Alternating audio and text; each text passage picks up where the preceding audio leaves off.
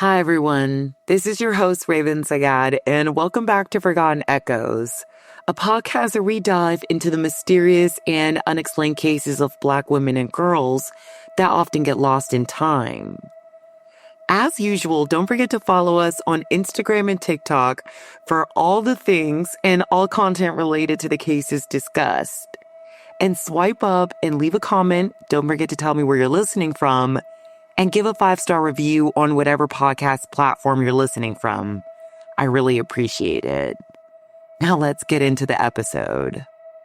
It's Boston 1982, and a 16-year-old girl vanishes.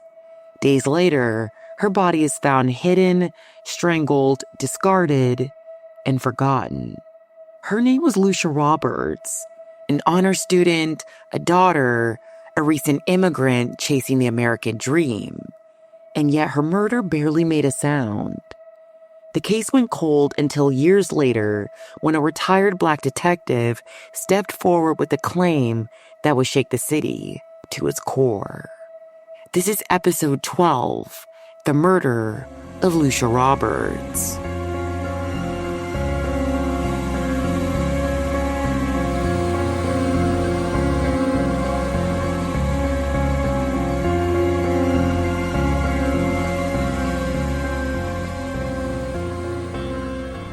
Sources for today's episode include the Trail Went Cold podcast, Our Black Girls, masscops.com, bostonlocaltv.org, police.boston.gov, baystatebanner.com, and thesocialistworker.org. Now let's get into the case. It was a warm summer Friday in Dorchester, Boston, Massachusetts, August 15th, 1982. The sun was out and the skies were clear, and that called for a day outside. But the day would take a quick turn for the worse for two men playing a casual game of soccer at Franklin Park. One of the men kicked the ball deep into the thick brush and shrubbery, and when he ran to retrieve it, he saw something that stopped him dead in his tracks. Right before his eyes was the body of a teenage girl. She was lying face down in the dirt, her purple pants pulled down to her ankles, and her red and white striped shirt tugged high on her torso. It was obvious that she had been strangled. Eventually, she would be identified as 16-year-old Lucia Roberts. And this is where her story begins. Lucia Kai Roberts came to America from Monrovia, Liberia, when she was 11 years old. Monrovia is the capital and largest city in Liberia, located on the Atlantic coast in West Africa. The city has a population of over 1 million people, making it the most populous city in Liberia. It blends historical significance with modern challenges, including infrastructure issues, urban overcrowding, and economic disparities. Despite these, Monrovia remains central to Liberia's development and national identity. And this is why Lucia's mother, Louise, believed she was giving her daughter a new beginning, a chance to receive better education, and therefore giving her a better shot at life in the Roxbury neighborhood of Boston with family friends. So in 1977, at the young age of 11 years old, she made the long trip across the Atlantic Ocean and came to the U.S. And just how brave was Lucia? Because there is so much privilege in not having to experience a scenario like this. Because wow, I don't think at just 11 years old, quite literally a fifth grader, I would have been able to make a long trip like that without my parents.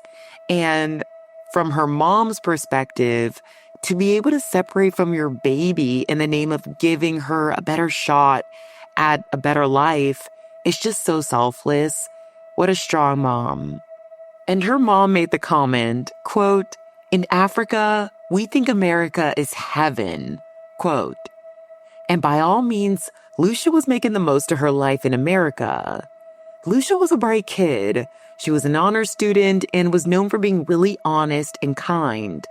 And it's kind of funny because I read a few sources that said she was so honest, She once told her boss someone was stealing time from the company. And I just think that being known as honest and kind, especially as most high schoolers can be rambunctious at that age, is just super sweet.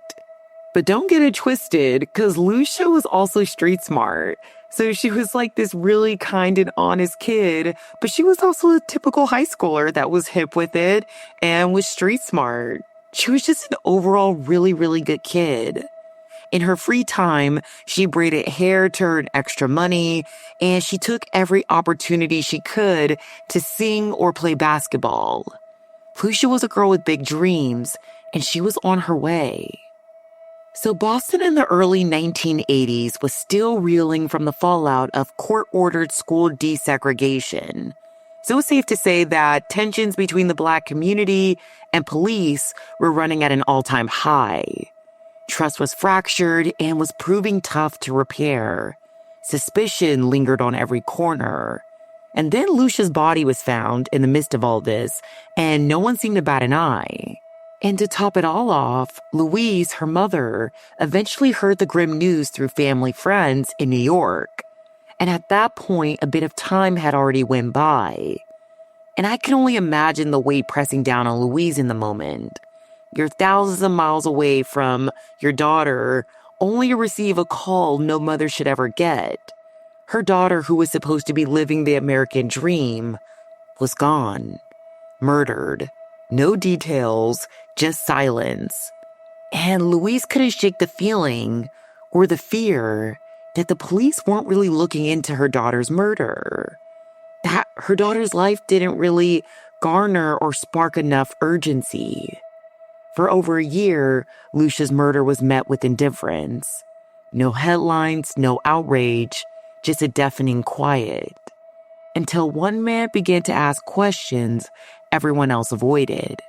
And from there, the case began to unravel, piece by disturbing piece. So a little over a year goes by with little to no updates involving the case, and now it's October 1983. And retired Boston police detective Richard Armstead broke his silence with a claim that rocked the city. That a secret society within the Boston Police Department, a group of police officers, was responsible for Lucia's death. And Armstead wasn't just any officer. He was one of the few Black detectives on the force at that time, and he wasn't afraid to speak up. Armstead doubled down that this wasn't just a case of police negligence, it was a full-blown cover-up. So this is how the story goes. He claimed that about a month before Lucia was found murdered, July 1982 to be specific, several white officers mistakenly believed Lucia was a sex worker, possibly at a popular bar and hub for Boston PD at the time, the Silver Shield Club. And it was kind of an open secret that certain Boston PD officers were involved in shady acts at this club, because it sort of had a reputation for being a place where crimes could be carried out and swept under the rug. So they picked up Lucia, or they may have seen her at this bar. It's not completely clear, but these officers repeatedly assaulted her.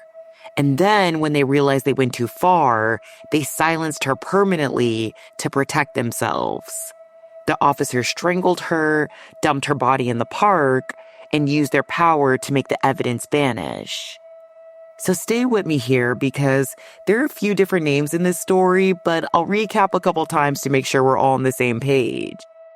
So obviously this accusation is super shocking, but there are details to back up this startling claim.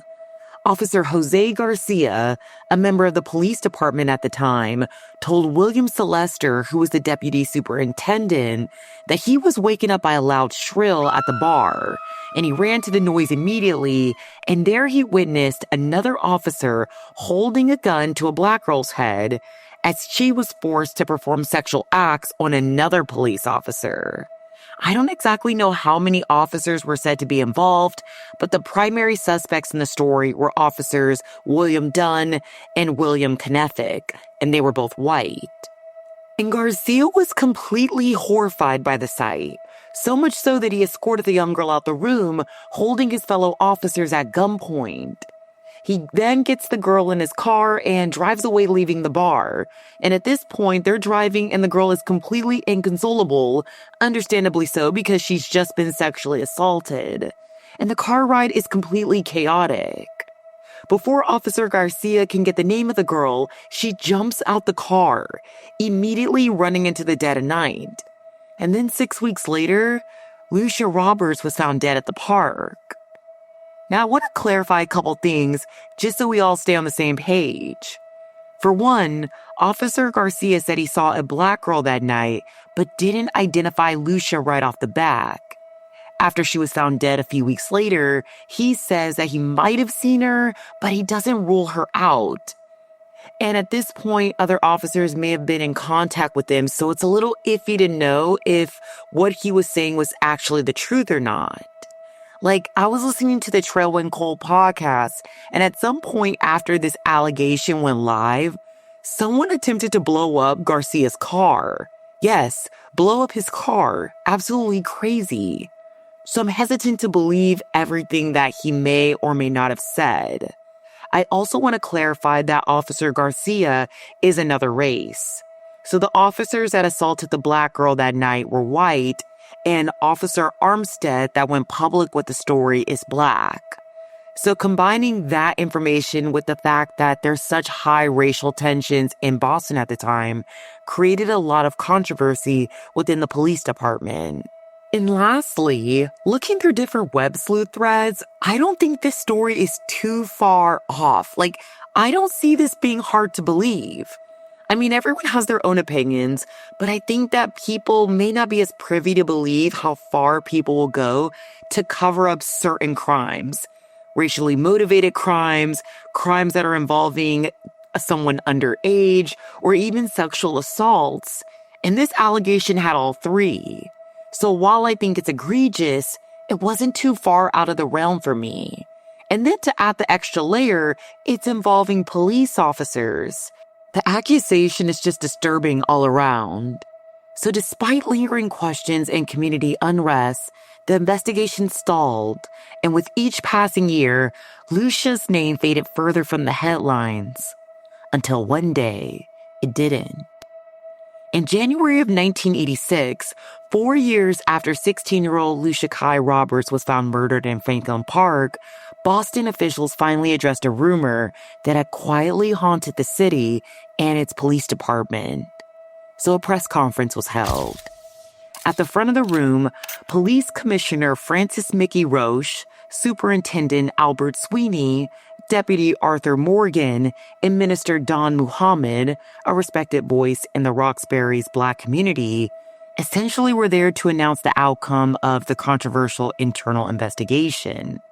The rumor that Lucia was killed to keep her silent. In the press conference, they reiterate the story that started with Detective Richard Armstead, an officer who claimed he learned of the rape from his superior, Deputy Superintendent William Sylvester, who wanted him to look into the case, or actually the allegation. So according to Armstead, Sylvester told him that another officer, Jose Garcia, had walked in on the assault and helped the girl escape.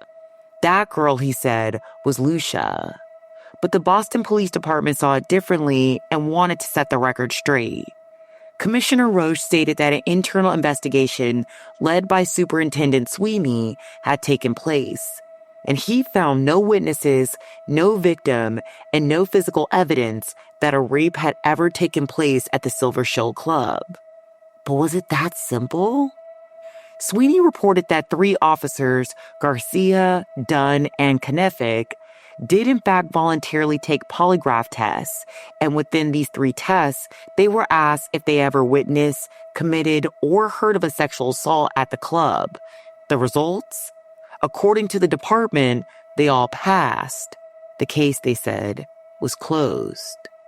But Detective Armstead wasn't buying it.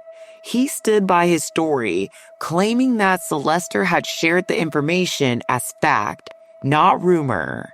Sylvester, meanwhile, said he'd only passed along unconfirmed information, which is strange because Reverend Bruce Wall of the 12th Baptist Church, another community leader, admitted that Sylvester had told him a similar account of the story, but he refused to confirm or deny it and wouldn't talk about it after the press conference. So I have a lot of thoughts on this press conference because the first two words that come to my mind is damage control.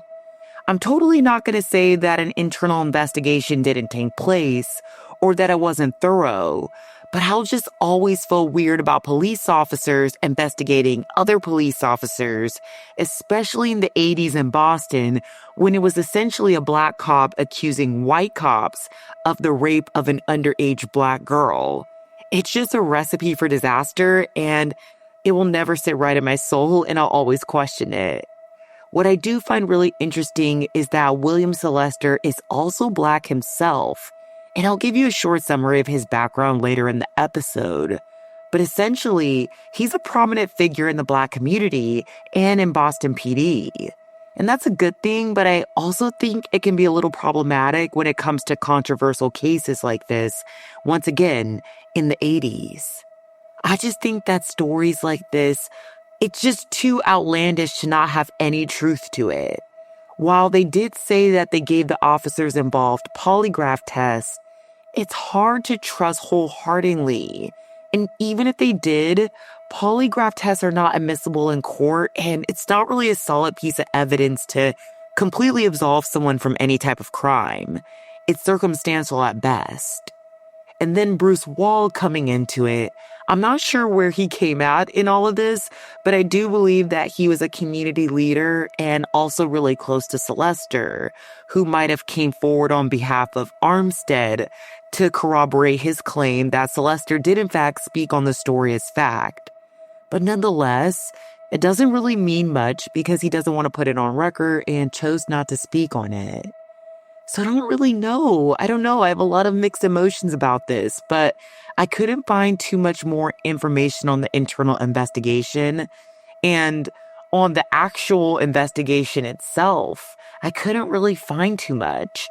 And I did hear from the Trail Went Cold podcast that this was just one of 3 internal investigations on this allegation, but all of them pretty much led to the same place. The case was closed and they found no evidence that the rape or sexual assaults took place. But we do know Armstead applied a lot of pressure and it was investigated by different departments. And like I said, all the results came back that they found no evidence of any wrongdoing. It just sounds fishy all around. So after the press conference, one question hung in the air. If it wasn't the cops who killed Lucia, then who did?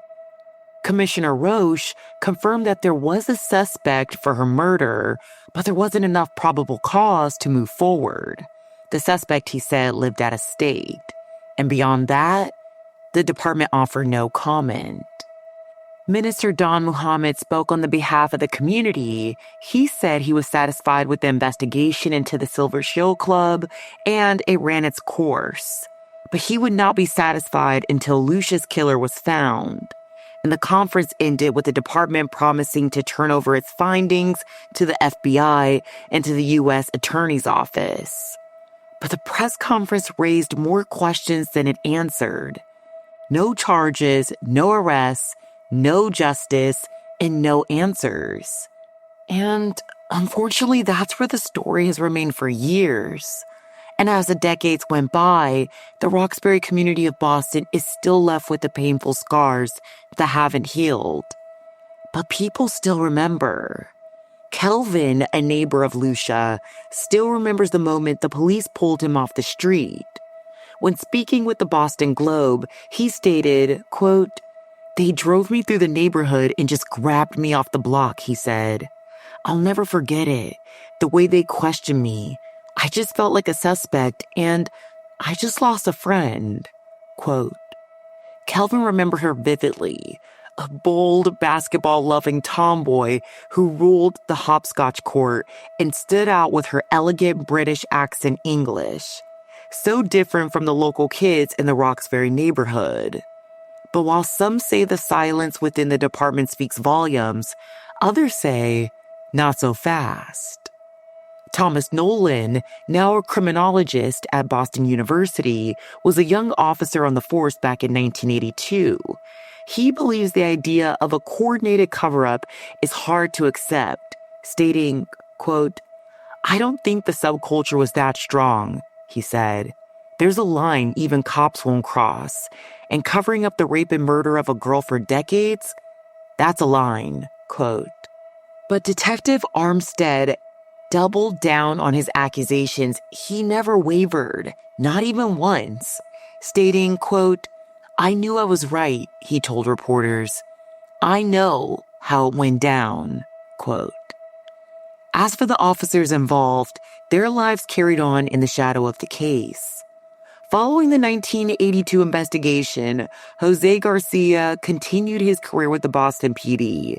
He was among one of the officers who underwent multiple internal investigations, and a federal grand jury finally cleared him of all wrongdoing in connection with the case. I don't know specific details about his career.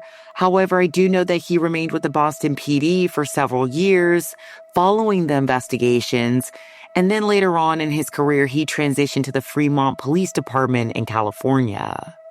Now, William Sylvester's career with the Boston PD was marked by both notable achievements and significant controversies.